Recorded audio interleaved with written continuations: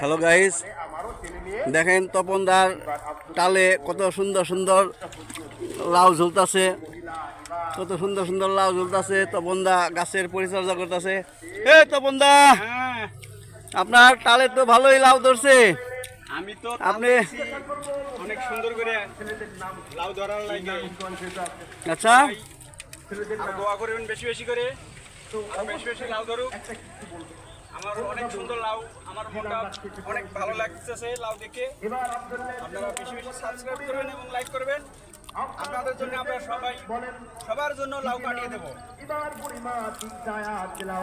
তপনদার জন্য সবাই দোয়া করবেন। তপনদার দোয়া চেয়েছে, তার লাউ টালে অনেক লাউ ধরতেছে, টাল অনেক বিশাল টাল দিয়েছে।